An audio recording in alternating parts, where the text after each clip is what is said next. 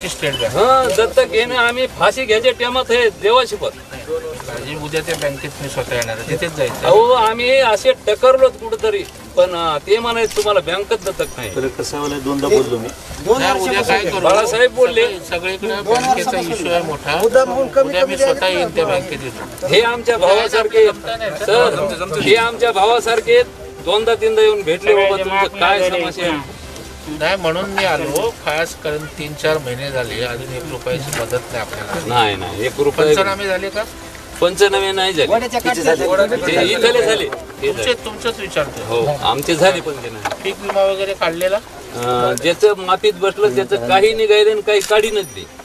बँकेत अशी लापरवाही ऑनलाईन करायचं सांगितलं नाही त्याच्यासाठी मी सांगितलं त्यांना की पंचनामा जो असेल तोच गृहीत धरा विमा कंपनीने.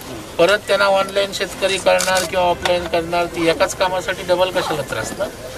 पंचनामा जो केलाय तो ॲज इट इज त्याने घ्यायला पाहिजे जसाच्या तसा.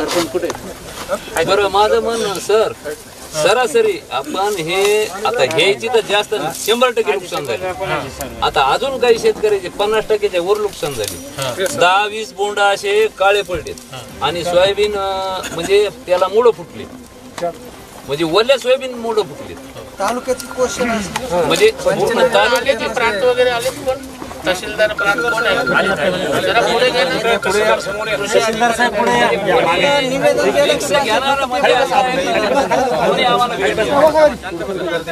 जरा साहेबाला बोलवलं सांगा.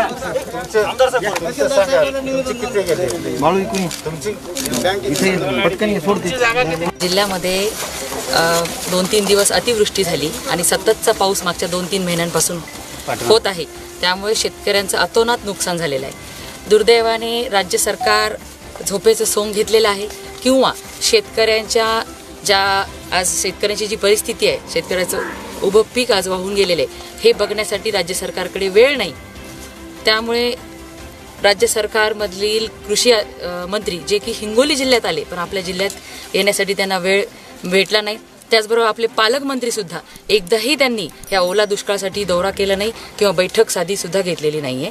म्हणून आमच्या भारतीय जनता पार्टीचे विरोधी पक्षनेते विधान परिषदेतील प्रवीणजी दरेकर साहेब इथे आलेले आहेत आणि आम्ही सक्षमरित्या एक सक्षम विरोधी पक्ष म्हणून ह्या सगळ्या ओला दुष्काळ जाहीर करावा व जी मागणी मुख्यमंत्री सध्याचे मुख्यमंत्री आणि तेव्हा शिवसेनेचे जे शिवसेना प्रमुख होते उद्धवजी ठाकरे यांनी मागच्या ओला दुष्काळामध्ये सुद्धा आपल्या